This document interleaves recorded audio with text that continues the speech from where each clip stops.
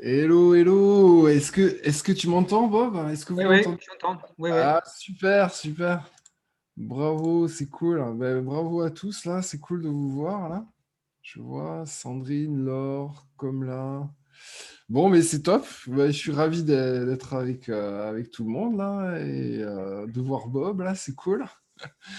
Donc, On attend combien de personnes? bonne question, je sais pas trop parce que j'ai envoyé l'invitation. Alors des fois les gens se connectent, des fois j'ai reçu des gens, des messages de gens qui pouvaient pas finalement parce qu'avec le confinement et les enfants, c'est pas Ouais. évident. Donc voilà, donc il y a un peu de tout. Je sais pas. Bon, de toute façon le plus important c'est que voilà tu puisses Oui, présenter, oui. que les gens qui sont là puissent t'écouter. Donc c'est top. Quelle heure est-il là? Tac. Ouais, on attend encore 1 ou 2 minutes Oui, oui, oui. le temps que les gens arrivent. Et voilà, bon, j'espère que tout le monde a la forme, que tout le monde est bien. c'est pas, c'est pas une situation évidente. Donc justement, on est là pour donner un peu plus d'énergie là. Oui, oui. C'est ça, pour faire en sorte que voilà, on vive une situation confortablement, une situation qui ne l'est pas. Donc Bob, Vous êtes confiné au Canada? ben oui, oui, oui, oui, oui. Pareil qu'en France. Ah, OK. Ah, Exactement. ouais. Oui, nous, on recommence depuis ce week-end. Ah oui, oui, ben je suis les actualités françaises, hein, donc Ouais. je sais. Ok, donc je vais te donner la main, Bob, en attendant qu'on démarre. Ouais. Bon, tac. Où est-ce que tu es? Ouais, tu es là. Plus. Nommer. Ok. C'est bon pour toi? Ouais. Alors, non, je peux partager, il me semble. Voilà. Attends. Partager. Ouais, voilà, on voit ton écran là, c'est cool. Très bien. Very good. Excellent. Très Donc, bien. voilà, donc juste une petite intro là pour tout le monde qui nous regarde là. Donc, merci d'être présent, c'est top. Euh, donc, juste pour vous informer que Bob, en fait, c'était un de mes formateurs, mentors, coach, je ne sais pas comment il faut dire. Quand j'étais manager chez Airbus, ben, on avait droit à des formations, notamment sur le leadership. Et donc, Bob a été mon formateur pour tout ce qui est leadership. Et depuis, voilà, on se suit, on se connaît, voilà. Et je suis très fan de ce qu'il dit. Je suis très fan de ce qu'il fait. Donc, Bob a formé, ben, pas que moi, forcément. Il a formé des tas et des tas de managers, de dirigeants, voilà, de personnes en position de management ou de leadership. Voilà. Et pour ça, enfin, voilà, il a une belle expérience là-dessus. Ça fait des années qu'il fait ça, et des milliers de gens qui sont passés entre ses mains là. Et voilà, donc c'est super intéressant ce qu'il va nous présenter parce que ben, on vit une situation qui n'est pas habituelle et, euh, et, et voilà. Et je pense que ça peut toujours donner des informations à tout le monde de vivre, voilà, de savoir gérer ça. Voilà, c'est ça. Ouais. Donc, je laisse la main à Bob. Bravo, Bob. Merci d'être venu et bravo à OK. tout le monde d'être présent. C'est top. Donc, on en a pour 1 heure maximum. Et donc, ouais, ce que j'aimerais, c'est que tu puisses présenter et de manière à avoir laissé un peu de temps pour les questions. Voilà. C'est que, Oui, oui. Enfin, j'ai imaginé peut-être une demi-heure maxi de présentation. ok, voilà, c'est Peut-être ça. avec des questions au fur et à mesure. J'ai Ouais, prévu de mettre les gens en petits groupes pendant le moment pour échanger et ok. puis faire une séance de questions-réponses à la fin. Ok, parfait. OK? Je te laisse, tu es maître de la situation. Bon, Ok. très bien. Alors, bonjour à tout le monde. Donc, j'imagine que vous avez déjà constaté que je ne suis pas français. Donc, je suis britannique. Je suis en France depuis 30 ans bientôt. Je suis arrivé en mai 91. Donc, j'habite à Blagnac, à Toulouse. Et enfin, aujourd'hui, je suis à Toulouse même parce que je vais avoir un collègue sur l'autre semaine. Voilà. Donc, je me m'échappe pour faire ça. Donc, comme Olivier a dit, enfin, moi, je suis formateur, coach, animateur. Je travaille plutôt dans les entreprises et mon sujet de prédilection, c'est le leadership. Et je travaille souvent sur des situations inconfortables parce que le leadership, c'est assez facile quand tout va bien. mais quand les choses vont un peu moins bien, c'est un peu plus compliqué. Donc, c'est un sujet que je traite assez régulièrement dans les entreprises. Je ne traite pas souvent en forme de webinaire, mais bon, j'ai construit cette petit webinaire-là pour Olivier, pour aujourd'hui.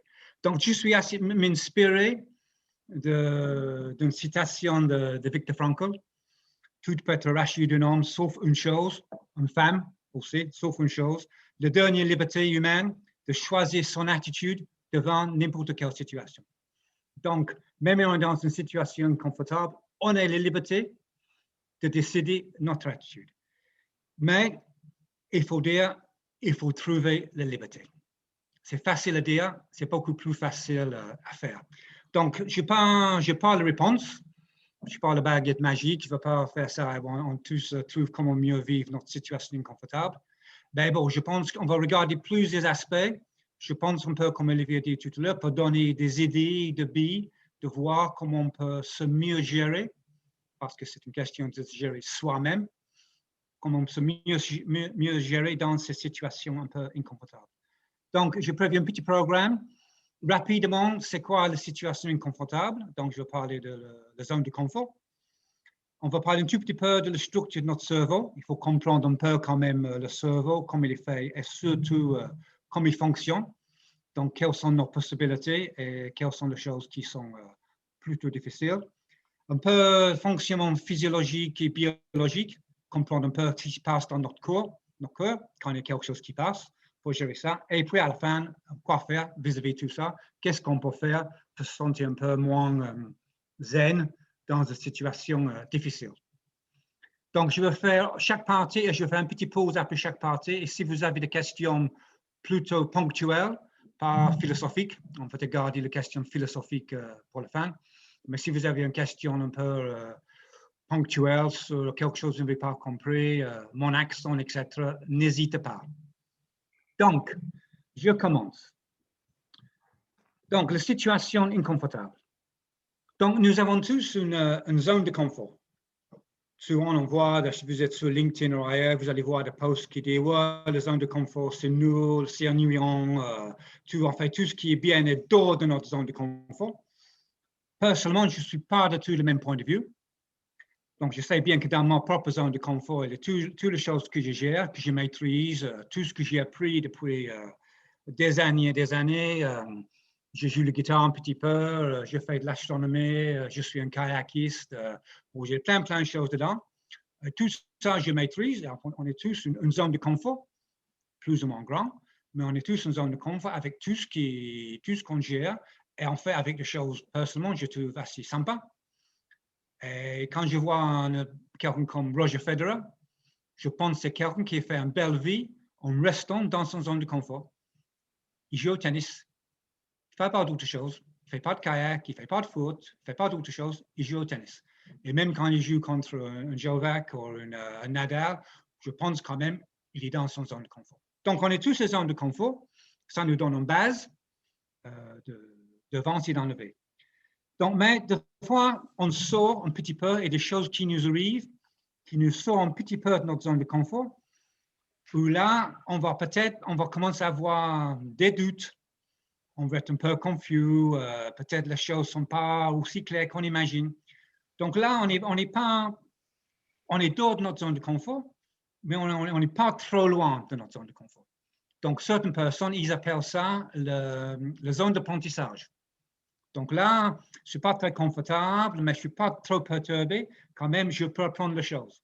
Et en fait, c'est en allant dans cette zone-là qu'on peut grandir petit par petit, notre zone de confort. Donc là, ça va. Mais des fois, on va aller même plus loin. Et là, on peut se trouver vraiment dans une zone de danger. Là, ce n'est pas juste que j'ai des doutes, je suis un peu confus. Là, je ne comprends rien de ce qui se passe, je ne maîtrise plus rien, je suis dehors pour vous, j'ai peur, je ne sais pas ce qui m'arrive.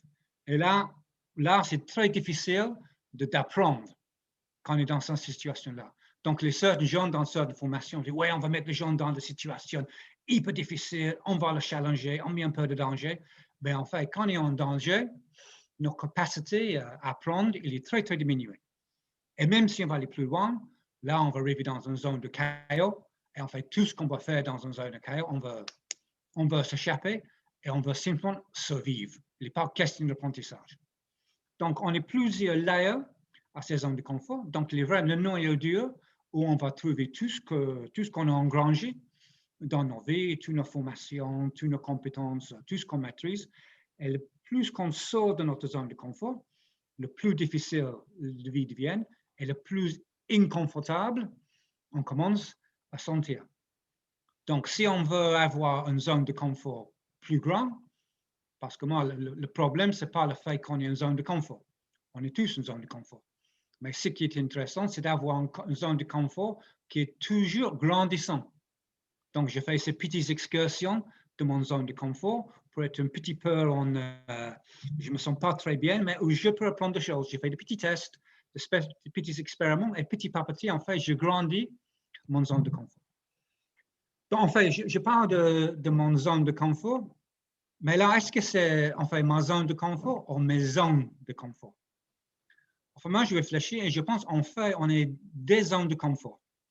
On est tous une zone de confort physique.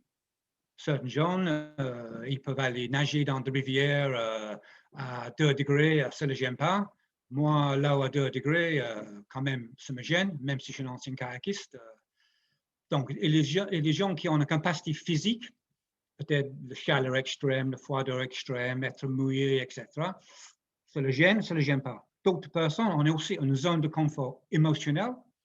Donc, les certaines personnes, ils peuvent peut-être être à l'aise avec certaines émotions, moins à l'aise avec d'autres émotions.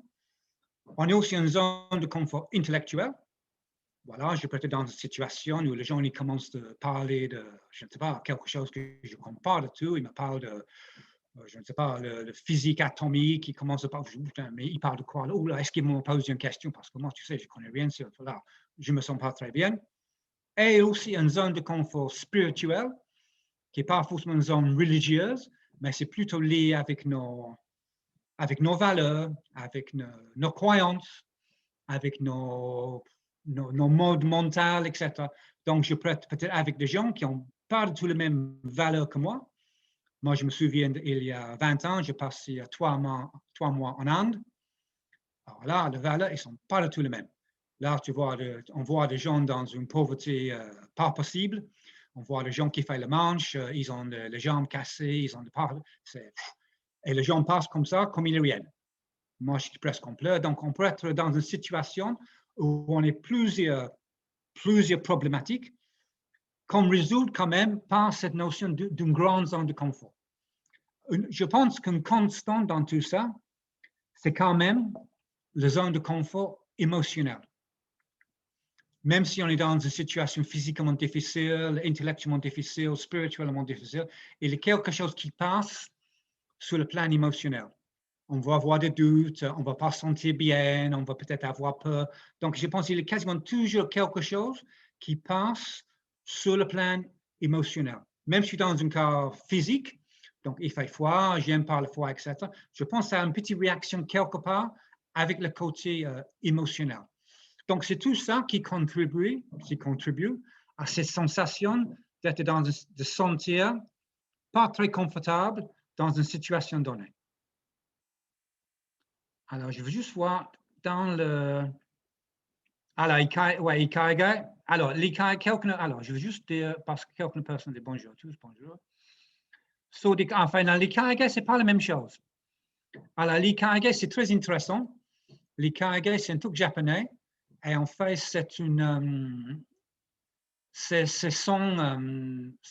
l'ikigai, c'est comme on trouve son purpose, comme on trouve son raison d'être. Dans l'ikigai, c'est la combinaison de 4 choses. C'est ce que tu sais faire bien, ce que tu aimes faire, ce que les gens vont te payer pour faire et ce que le monde a besoin.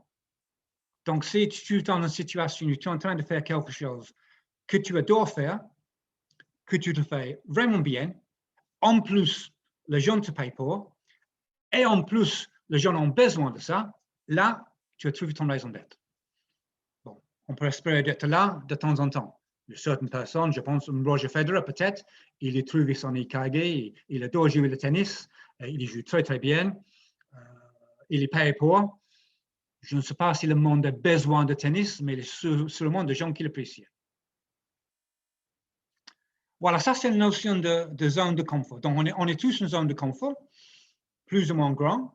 Comme je dis, la zone de confort, c'est un endroit sympa, parce que là, on est sur SSC, on sait ce qu'on fait là, tout ce que je maîtrise.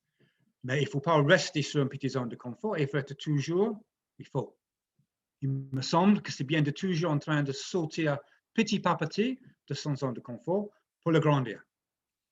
Voilà, ça c'est la zone de confort. Alors, pourquoi mon PowerPoint ne passe pas? Voilà, donc ça c'est la situation. Est-ce que vous avez des questions avant que je passe un petit peu sur le cerveau? Si quelqu'un veut mettre le micro ou mettre une question, si vous avez quelque chose.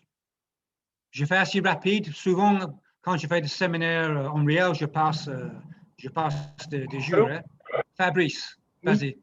Bonjour Bob. Bonjour Fabrice. J'aurais une petite question. Est-ce que c'est toujours dans cet ordre précis, zone de confort physique, émotionnel, intellectuel? Non, non, non, non, c'est moi qui mets dans cet ordre-là. Non, non, il n'est pas en ordre d'importance. Il peut avoir tous à la fois. On peut être physiquement très bien. Voilà, physiquement, je suis pas chaud, parfois je me sens très bien. Mais peut-être je suis avec des gens qui ont des valeurs qui n'ont rien à voir avec les miennes. Donc c'est juste, et il peut avoir peut-être même d'autres zones de confort. Mais dans le travail que je fais moi, je constate qu'il y a clairement 4 qui posent problème aux gens. OK? Merci. OK, je continue. Donc, la structure de notre cerveau. Il faut bien comprendre ce qui passe dans notre cerveau parce que des fois, il faut lutter contre ce qui passe dans notre cerveau. Je viens de ça tout à l'heure. Donc, le cerveau aujourd'hui, on sait que, grosso modo, je vais faire un truc très, très réduit, hein, même s'il y a des hémisphères, des lobes, des parties et tout ça. Aujourd'hui, on peut classifier le cerveau. On peut dire qu'il y a 3 grandes parties. Et la partie la plus ancienne, donc ça c'est ce qu'on appelle le cerveau reptilien. Donc il est là en bas de le cerveau là, jusqu'avant ce qu'on appelle le stem, la partie qui va dans la partie dorsale. Donc cerveau reptilien, il est là depuis le don de temps, l'aube de temps, donc 400 millions d'années. Et c'est lui qui gère nos réflexes. Donc il n'est pas de réflexion, il n'est pas d'analyse, c'est purement réflexif. C'est un peu comme, je ne sais pas si vous arrivez le jour avec le coude, on fait tomber un verre et la main, il fait et on attrape le verre. On ne pense pas, on ne réfléchit pas, c'est un réflexe. Donc, c'est le cerveau reptilien qui gère cette partie-là. On a une deuxième partie qui est plus récente, mais quand même qui existe depuis un moment, c'est le cerveau limbique. On appelle ça aussi le cerveau mammalien, autrefois le cerveau émotionnel. Donc, lui, il gère nos émotions et nos sentiments. Et en fait, c'est aussi un grand lieu de stockage.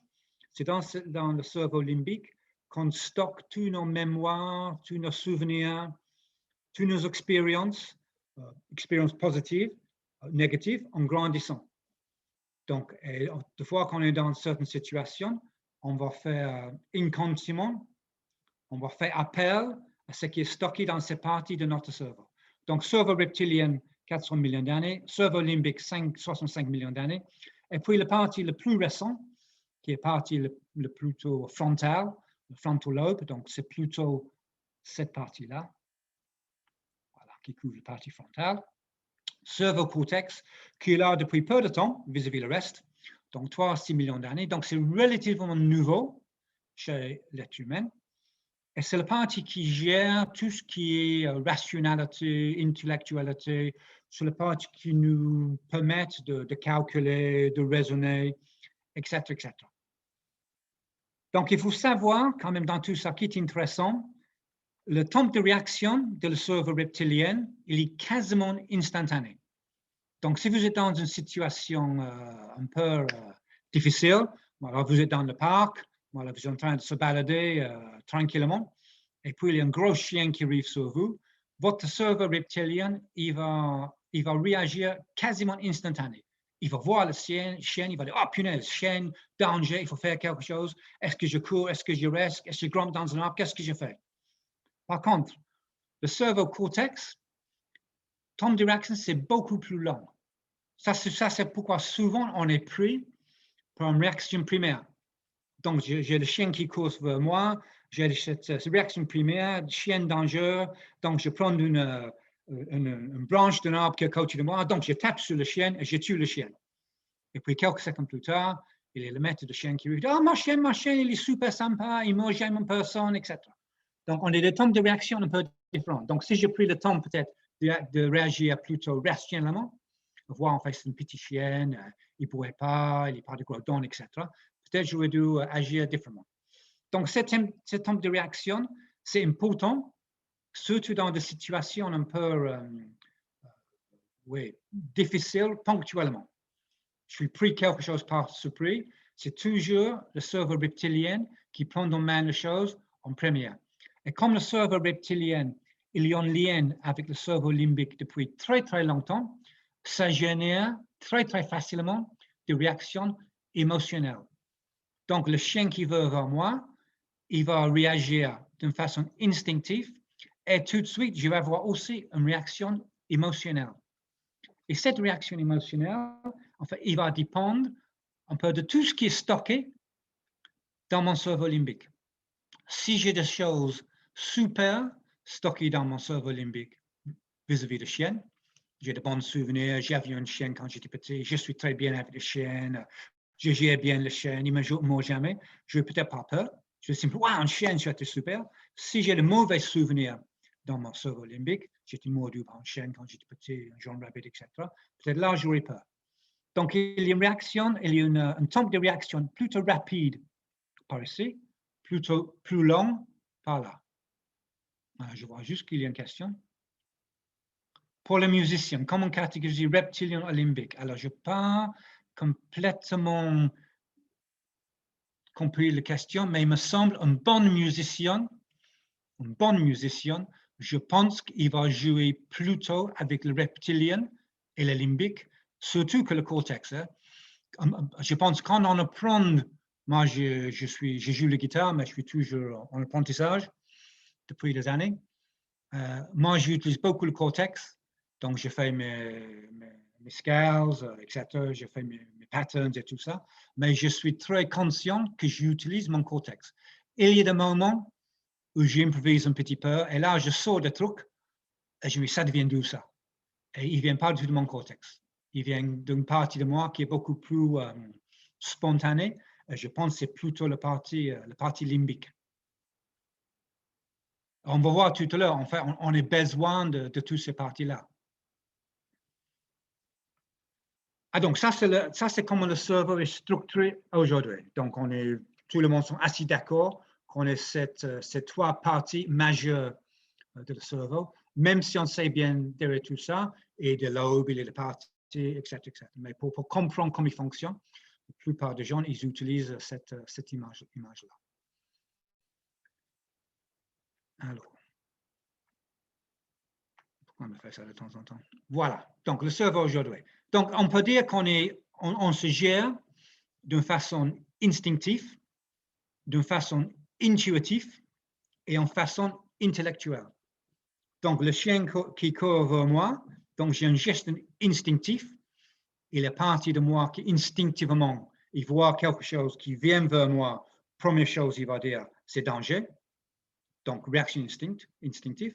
Gestion intuitive, donc je vois un chien qui vient vers moi, ça va faire appel à tout ce que j'ai vécu dans le passé. Donc, j'ai une intuition que ça va bien passer avec ce chien, ou j'ai une intuition que ça ne va pas passer bien avec ce chien. Et j'ai une gestion intellectuelle où je vais voir le chien, je dis, alors, il est quel temps ce chien? Il court vite, il est gros, il est petit, il est donne, etc. Donc, j'ai trois types de gestion de moi-même. Donc, il y a certaines personnes qui disent, oh, il faut toujours faire confiance à vos instincts. D'autres gens disent, non, les émotions sont les plus importantes. Et les autres vont dire, non, c'est que le fait. Mais en fait, il faut tout le trois. Il faut trouver la façon d'intégrer toutes les trois manières de se gérer prendre en compte les informations instinctives, les informations intuitives et les informations intellectuelles pour prendre la meilleure décision. Encore beaucoup plus facile à dire que faire. Donc, ce qui est intéressant, c'est le gens qui fait partie des fausses élites, les gens comme les GIGN, les SAS et tout ça, ils sont formés sur tout ça. Tu imagines quelqu'un de la GIGN, il va aller dans un bâtiment tout en fumée, où il y a des otages, il y a des terroristes. Le gendarme, il est là, il ne voit pas grand-chose, et puis il y a une porte qui ouvre, il y a quelqu'un qui sort de la porte avec quelque chose dans la main. Est-ce que c'est un fusil d'assaut? Est-ce que c'est un balai? Est-ce qu'il y a un otage? Est-ce que c'est un terroriste? Il fait bang tout de suite. Gestion instinctive, danger, je fais bang. Non, ils ont cette capacité de gérer tous ces aspects-là pour voir quelle est la chose à faire. Et tout ça dans un très court laps de temps. Alors, pouvons-nous programmer ou reprogrammer le cerveau via des méthodes? Je viens sur ça parce que oui, mais. Et je vais expliquer ça tout à l'heure. Donc, pour comprendre tout ça, en fait, après chaque fois que je vais dans le chat, j'ai du mal à reprendre le main. Voilà. Donc, on peut diviser le cerveau en deux parties. Donc, on a une partie mentale, mode mental adaptif, et une partie plutôt automatique. Dans la partie automatique, donc c'est plutôt la partie limbique et reptilienne. Donc là, on trouve tout ce qu'on maîtrise. Tous nos mémoires, toutes nos expériences, nos routines, nos habitudes, en fait, tout ce qui nous permet de vivre une journée sans trop réfléchir. Je ne sais pas vous, mais moi, je mange du porridge, comme bon britannique, le matin, et je bois du thé. Donc, le soir, j'ai mis mon bol de porridge, il est prêt sur la table, j'ai mon sachet de thé dans la tasse, etc. Donc, quand j'arrive le matin, j'arrive, je chauffe l'eau, je mets l'eau, je ne suis pas là, je dis, qu'est-ce que je vais faire aujourd'hui? Alors, est-ce que je fais baconner? Donc, j'ai des routines. Donc, on est tous en mode automatique qui nous permettent de passer nos journées. Et puis, il y a d'autres moments dans la journée, on a besoin de s'adapter face à l'inconnu, le non maîtrisé. Donc, notre mode mental adaptif, donc c'est plutôt la partie frontale qui essaie d'analyser, de voir qu'est-ce qui se passe ici et maintenant. Donc, on a ces deux façons de mener nos journées, donc en partie automatique et en partie adaptif. Et en fait, il faut basculer entre les deux. Donc, il faut intégrer chaque fois les deux. Qu'est-ce qui vient de mon monde automatique? Qu'est-ce qui me dit, je vois ça, je vois X, je vois Y, donc il y a Z qui va arriver. Donc, ça, c'est le mode automatique. Mais j'ai aussi le mode mental qui est là, qui dit, alors, je vois X, je vois Y, mais est-ce que cette fois, ça va me donner Z? Peut-être pas. Et en fait, on oscille entre les deux. Des fois, c'est un qui prend en main, et souvent, surtout dans des cas un peu extrêmes, c'est plutôt le mode mental automatique. C'est la partie limbique et la partie reptilienne qui prend en main les choses. Donc, quand il prend en main les choses, j'explique tout à l'heure, il a des hormones, etc. Et là, cette partie-là, il prend la main. Et quand tous ces produits chimiques sont dans la tête, la partie adaptive ne peut plus fonctionner.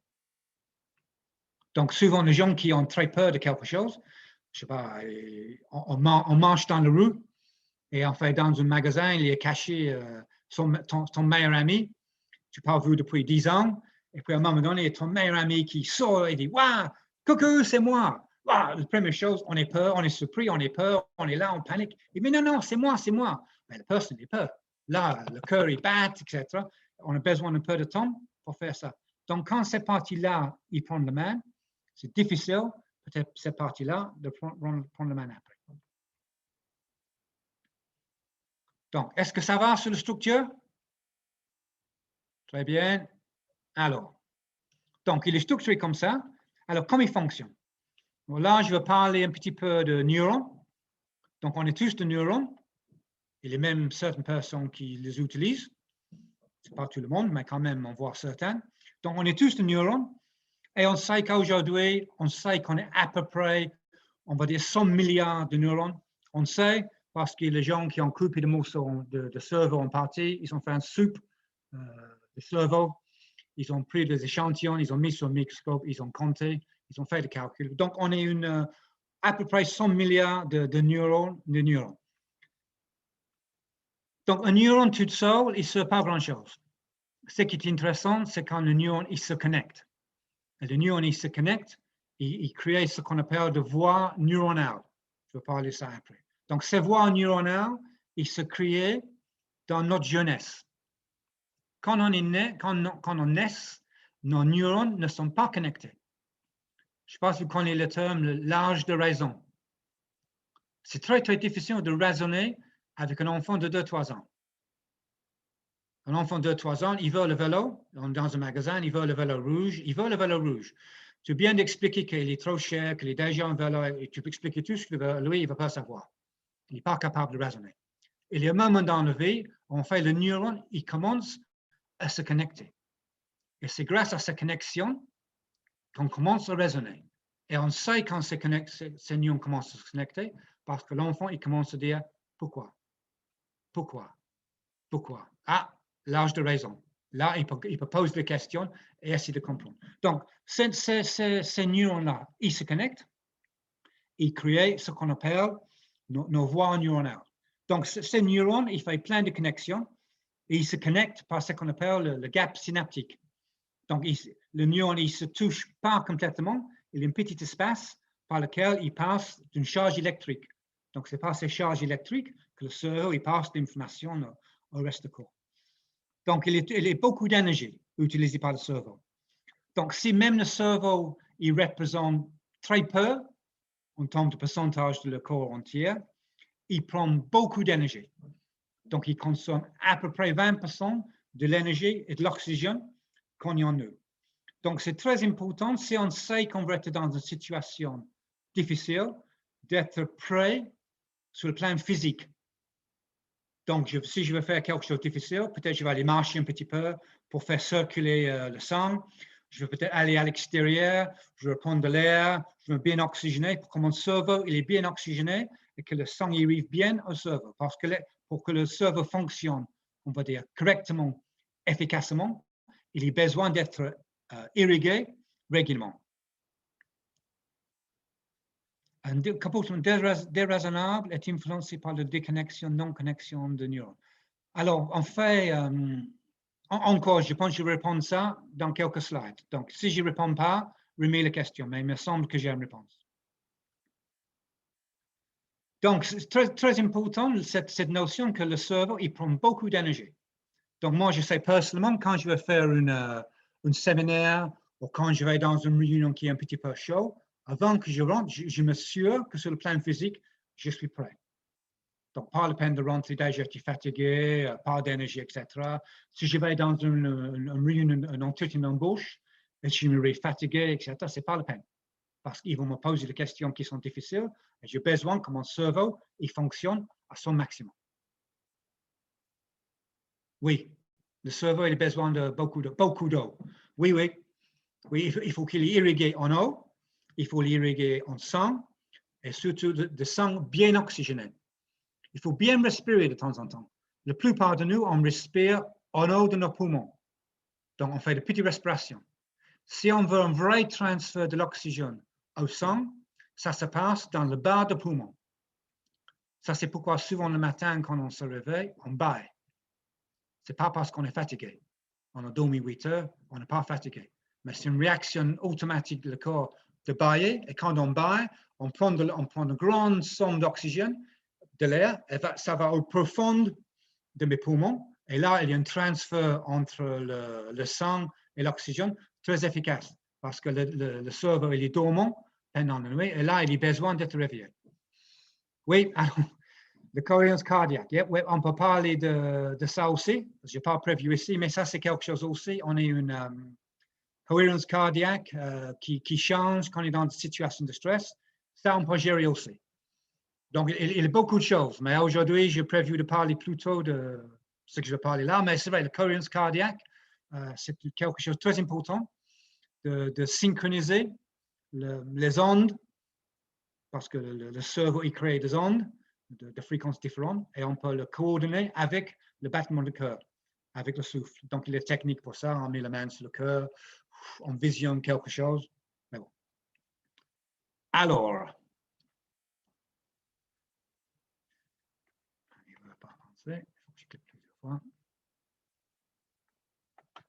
Voilà. Alors, là, je parle de cerveau, mais on peut poser la question, est-ce que c'est notre cerveau ou est-ce que c'est nos cerveaux? Alors, clairement, il y a des neurones un peu partout. Donc, on a ces milliards de neurones dans notre cerveau, mais après ça, on a ces voies neuronales qui vont partout dans notre corps. Donc, quand je lève ma main droite, donc j'ai une voie neuronale qui passe un message de mon cerveau à ma main, je lève ma main droite. Mais on est aussi ce qu'on appelle en anglais un belly brain, donc on a un cerveau dans le ventre. Bon, c'est rien à voir avec le cerveau qu'on est dans la tête, il n'est pas capable de raisonner, calculer, etc. Mais des fois, on a cette sensation dans le belly, ce qu'on appelle en anglais le gut feeling. Voilà, j'ai cette sensation qui me dit, ah, non, il ne faut pas faire ça. C'est parce qu'on a des neurones dedans qui captent de l'information de l'extérieur, qui nous envoient des informations. Même chose pour le cœur. Des fois, les gens ils ont un coup de cœur pour quelque chose. Il y a quelque chose, on a une petite sensation. C'est parce qu'on a un mini-cerveau dans notre cœur. Donc, on n'est pas juste un cerveau, on est deux cerveaux. Mais c'est vrai, le cerveau qu'on va essayer de maîtriser dans ces situations de crise, etc., c'est plutôt le grand cerveau qui est dans notre tête. Mais avant, les gens parlaient de gut feeling et tout ça, on pensait que ça n'existe pas. Mais en fait, ça existe. Donc, les neuroscientistes, ils ont fait des investigations et voilà, on a ces deux autres masses de neurones. Donc, c'est voie neuronale. Donc, moi, je compare la voie neuronale un peu comme le chemin de montagne.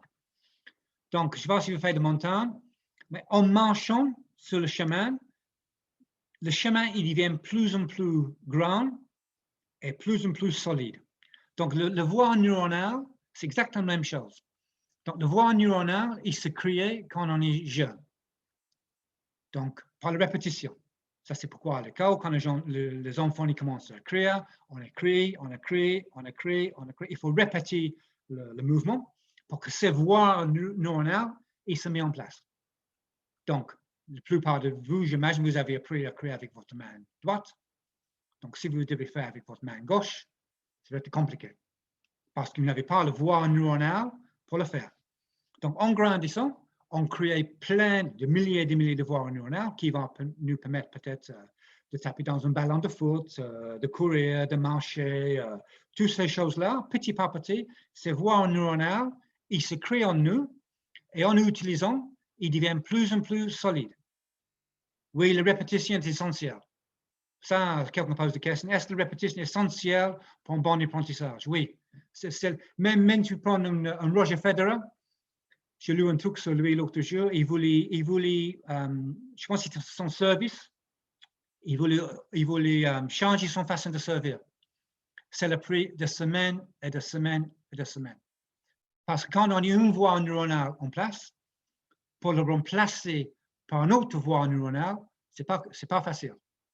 Et ce qu'on dit, l'ancienne voie neuronale, il ne disparaît pas. Il est toujours là quelque part. Et des fois, dans des situations d'extrême stress, en fait, on va attraper plutôt l'ancienne voie et pas le nouveau. Donc, ça c'est pourquoi quand on est jeune, on nous force de répéter les choses, refaire, pour que ça devienne ancré en nous. Voilà. En fait, tout le grand sportif, il répète. Un musicien, il répète. Tous ces gens-là, les danseuses, je ne sais pas, ils répètent. Et c'est la même chose pour nous. Si on veut changer un comportement, il faut tester, utiliser, répéter le nouveau comportement pour que ça devienne quelque part une habitude et il devienne ancré en moi. Si je fais une fois et je ne fais plus, c'est comme moi je prends les choses sur l'ordinateur. Hein? Ben, des fois je fais des webinaires par Teams. J'utilise Teams une fois tous les 2 mois. Donc chaque fois que j'arrive sur Teams, c'est la galère parce que je ne sais pas comment ça marche. Zoom, je fais quasiment tous les jours. Là, c'est devenu automatique maintenant. Donc, ces voies-là, ils se créent. Donc, c'est nos comportements créés ces voies qui deviennent nos habitudes, positives ou négatives. Donc, je peux avoir un comportement qui est considéré par certaines personnes comme déraisonnable, mais à un moment donné, ça devient partie de moi. Et pour le changer, c'est très, très compliqué. Ce n'est pas impossible, mais ça peut faire, mais ce n'est pas facile. En anglais, on dit « You can't teach an old dog new tricks ». On ne peut pas apprendre un vieux chien de nouveaux trucs. On peut, mais c'est compliqué. Donc, il faut que la personne ait envie de changer et il faut que la personne prenne ça d'une façon consciente à la pratiquer. Alors, est-ce que le 21 jours, je ne sais pas. Je ne sais pas, on dit 21 jours minimum. Ce que je sais, c'est qu'il faut une mise en pratique consciente et régulière.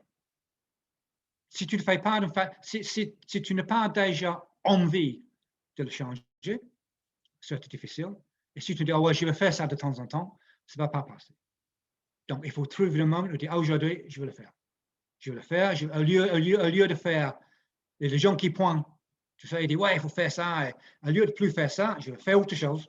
Mais il faut le faire devant la glace, devant des amis. Il faut vraiment faire l'effort, sinon, ça ne change pas. Différence entre inné et acquis. Alors, inné et acquis. Pour acquis, c'est clairement, on a appris. On est tous en un certain DNA qui nous donne certaines compétences, il y a certains enfants, des enfants gênés. Moi, je passe longuement avec des jeunes enfants. On voit des enfants, ils ont un certain quelque chose.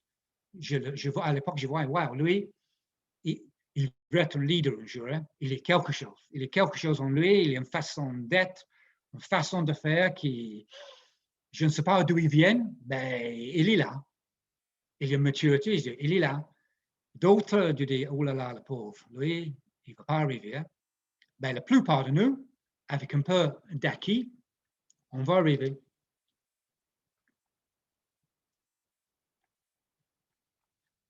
Alors, je regarde le timing parce que quand même, il faut avancer. Bonjour. Oui. Bonjour. Oui, Carole. C'est Carole. En fait, bon, d'abord, je m'excuse, je suis arrivée en retard, donc je n'ai pas pu tout voir. Mais quand il s'agissait comment dire, des neurones et des difficultés qu'on a, que ce soit sur le cadre professionnel comme personnel, parce que ça rejoint les deux cadres. Hein. Ouais. Sur le côté professionnel, je reconnais que j'ai l'impression qu'on est comme un peu dans la mémoire traumatique. Je ne sais pas si vous connaissez le… Dans le mémoire traumatique. Traumatique. Oui, c'est-à-dire quand on a des mauvaises expériences. Oui. Répétées, à un moment donné, on le croit. Voilà. Oui, alors, ces traumas-là, ils se trouvent dans le cerveau limbique. Donc, c'est nos mémoires qui sont plus… Ça vient souvent avec de très, très mauvaises expériences qu'on va essayer d'enfouir dans le fond de notre cerveau limbique. C'est un peu comme un disque dur. Tu sais, des fois, il y a des choses qui sont perdues au bout du disque dur, donc il faut aller le chercher. Donc, on peut être face à une situation, et cette situation, il fait appel à quelque chose très profond dans moi. Et ce que je veux vivre là, je veux vivre les émotions que j'ai vécues quand j'ai vécu cette situation traumatique il y a des années. Mais pour la modifier, c'est un peu le même système, non? Alors, il y a des limites dans la modification. Alors, moi, je suis un comportementaliste. Donc, je travaille avec le comportement des gens. Donc, j'ai essayé d'aider les gens à développer des comportements différents.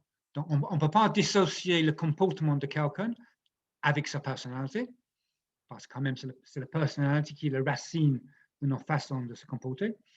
Donc, mais moi, je suis pas une psychanalyste. Donc, il y a certaines personnes que je travaille avec, que je coach, où je vais un petit peu dans leur personnalité, un peu ce qu'ils ont vécu, mais il y a certaines personnes qui ont des traumas, et là, ils ont besoin de quelque chose qui est d'ordre de ma compétence. Donc, ils ont besoin d'être peut-être allongés sur le canapé avec quelqu'un qui les fait travailler, etc. Donc, il y a certaines choses qui sont... Et en plus, il y a certains traumas qui disent, si on n'a pas travaillé ce trauma avant un certain âge, on peut peut-être apprendre à vivre avec, mais vraiment l'éradiquer, c'est très, très compliqué. Alors, je continue parce que je vois le temps qui passe, excuse-moi. Parce que je sais qu'aujourd'hui, Olivier me dit vraiment c'est 1 heure. Alors, voilà, je vois quelques mots sur nos fonctions. Alors, donc, le stress. Donc, quand on est dans une situation difficile, donc on est dans le stress. Donc, le stress, c'est une réaction, déjà, c'est une réaction complètement naturelle. C'est une réaction de notre intériorité vis-à-vis ce qui passe à l'extérieur.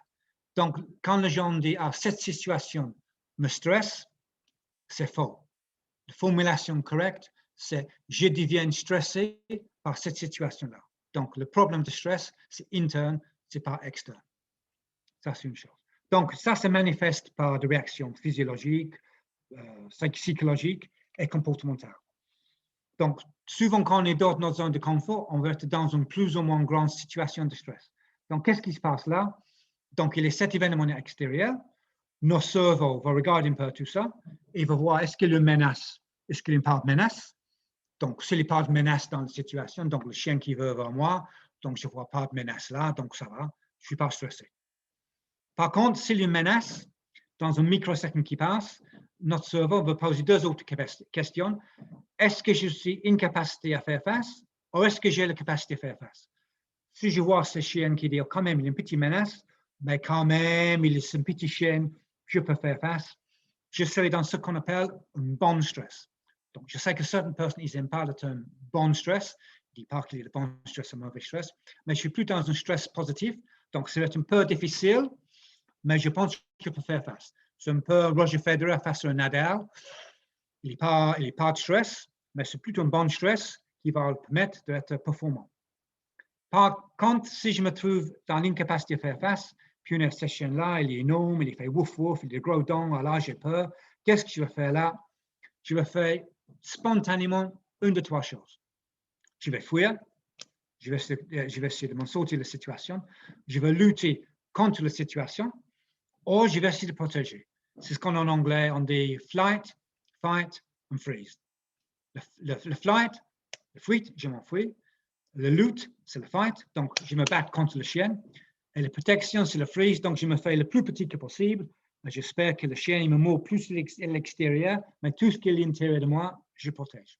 Donc ça, c'est les réactions archaïques qui viennent de 400 millions d'années, l'homme de Cro-Magnon vis-à-vis le tigre avec les gros dents. Donc, réponse biologique, le cerveau qui agit. Si c'est un stress ponctuel, ce qui arrive dans un premier cas, c'est de l'adrénaline. L'adrénaline va me préparer pour agir contre l'événement. Donc, le chien, il vient vers moi. Donc, j'ai un petit peu d'adrénaline qui arrive. Donc, j'ai le muscle qui grossit un petit peu, les yeux qui ouvrent, j'ai le corps qui bat un peu plus vite. Tout ce qu'on sent quand on est dans une petite situation de stress. Par contre, si c'est quelque chose de chronique, donc là, ce n'est pas forcément le chien, mais c'est peut-être le travail, où je passe de situation en situation. Là, c'est plutôt le cortisol qui est sécrété. Et le cortisol, il me permet d'endurer l'événement. Trop de l'une ou l'autre, ce n'est pas forcément positif, mais souvent, on va dire l'adrénaline, c'est plutôt positif.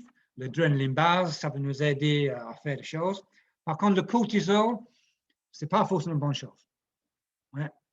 L'adrénaline nous aide à mettre tout ça en alerte, etc. Mais le cortisol, c'est bien dans l'instant, mais dans le long terme, il y a beaucoup d'impact sur notre système immunitaire. Donc, on commence à avoir des petites maladies, on dort mal, on a mal à la tête, etc., etc. Alors, un stress ponctuel, c'est quoi? Il y a un événement qui arrive, donc le chien, il vient vers moi, je me prépare, j'y agis vis-à-vis le chien il s'en va, et là, j'ai un temps de récupération. Je continue mon balade dans le parc, et peut-être un peu plus loin, il y a l'autre chien qui arrive, événement, préparation, action, récupération. Le stress ponctuel, le stress chronique, il y a plus de temps de récupération.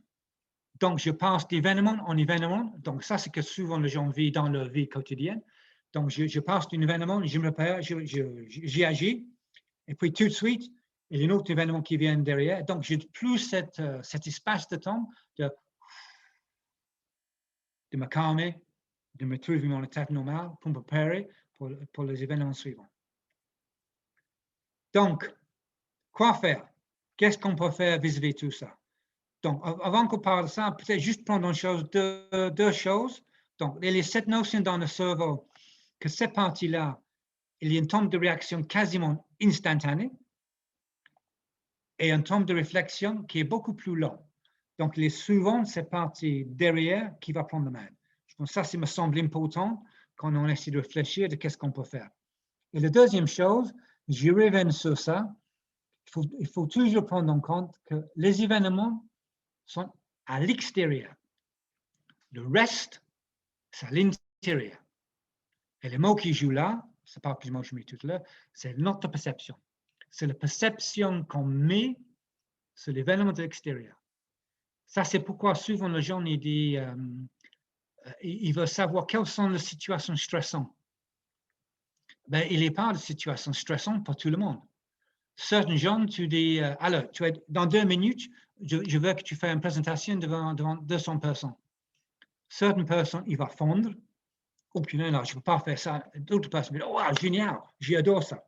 Donc, ce n'est pas l'événement qui vient vers nous qui est stressant, c'est la perception qu'on met sur l'événement. OK, donc, il me reste quand même 10 minutes. Alors, je prévu de vous mettre en petit groupe, mais peut-être je ne vais pas faire ça. Je vais peut-être juste prendre des questions-réponses avant que je vous donne quelques pistes. Alors, est-ce que vous avez des questions vis-à-vis de tout ça? Des observations? J'ai une question, Bob. Oui, Laetitia? Sur la dernière partie, justement, la perception qu'on donne à l'événement, elle est quand même liée au cerveau reptilien. Plutôt limbique. D'accord. Alors, le cerveau reptilien, c'est nos réflexes. Oui. La partie perception, en fait, quand on a une perception de quelque chose, ce qui arrive, l'information, il rentre dans la tête. Donc, l'information, on voit quelque chose, et par le biais de mes 5 sens, donc je veux entendre, je veux voir, je veux goûter, etc. Tout ça rentre. Donc, il va dans le cerveau limbique, et là, j'aurai une perception, j'aurai une intuition. Parce qu'en fait, mon cerveau, il va comparer tout ça avec ce qui est déjà dans ma tête. Toutes mes expériences antérieures. Oui, c'est donc, ça. comme je dis, par exemple, moi, je suis quelqu'un, moi, j'ai eu des chiens quand j'étais jeune, j'adore les chiens. Je n'ai jamais de problème avec les chiens, même le chien le plus méchant, il vient vers moi, je dis, ah, coucou le chien, il tombe à mes pieds, il me met sur le dos, j'ai aucun problème. Ma femme, elle est horreur des chiens.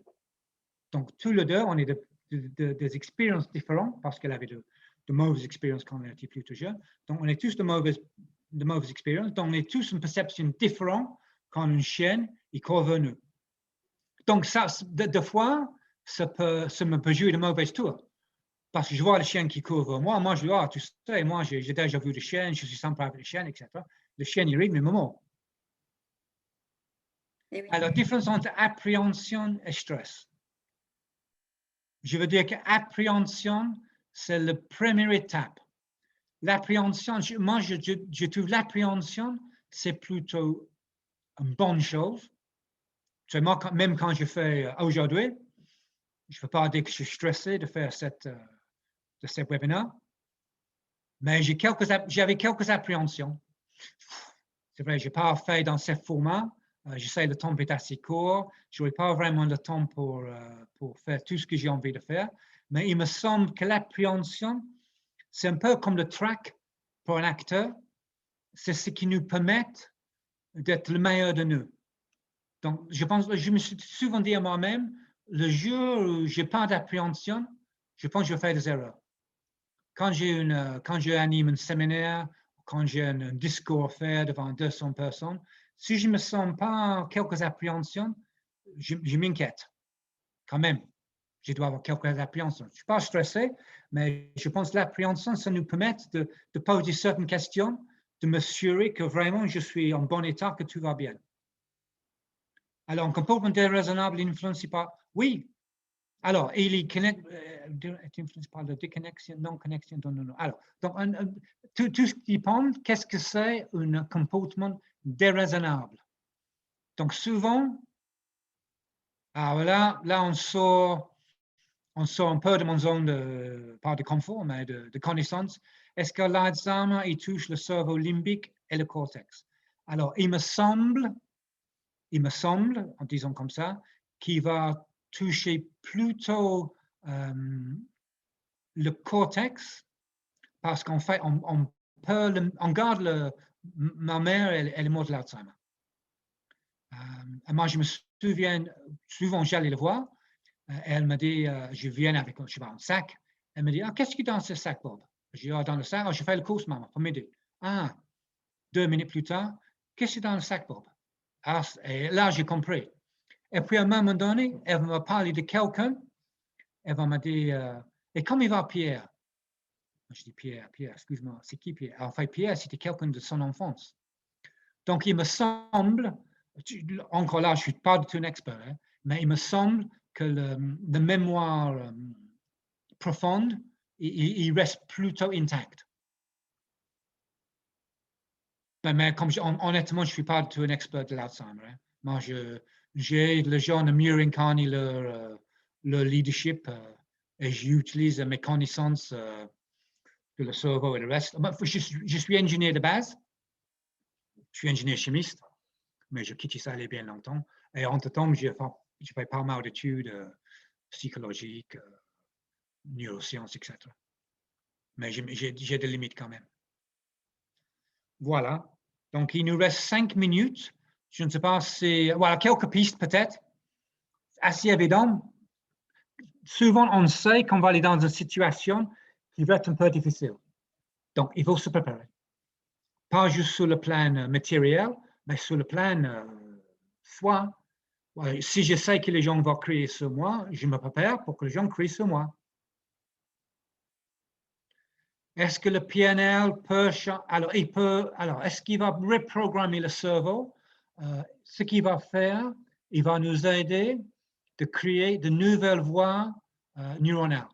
En fait, c'est ça qui joue dans le changement comportemental, c'est d'éliminer, entre guillemets, une voie neuronale qui est déjà bien établie, sur laquelle on tombe dessus spontanément. Il va nous aider de visualiser peut-être d'autres choses, et par ce biais de visualisation, on va pouvoir s'imaginer dans la situation, on va imaginer ce qu'on va faire, et petit à petit, on va créer une nouvelle voie neuronale. Mais ça va prendre du temps. Moi, je me souviens, fin de l'année dernière, j'ai changé de voiture. Et dans mon ancienne voiture, pour ouvrir les fenêtres, il avait un bouton en bas à droite. Et dans la nouvelle, c'était en haut à gauche. Bon, j'ai constaté ça assez vite.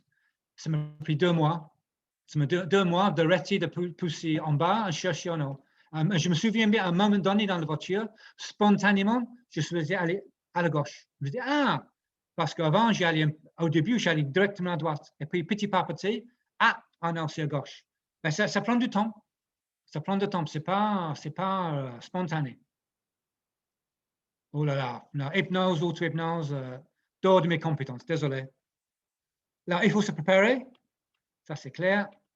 Donc, j'ai listé pas mal de choses qui sont plutôt bien connues, voilà.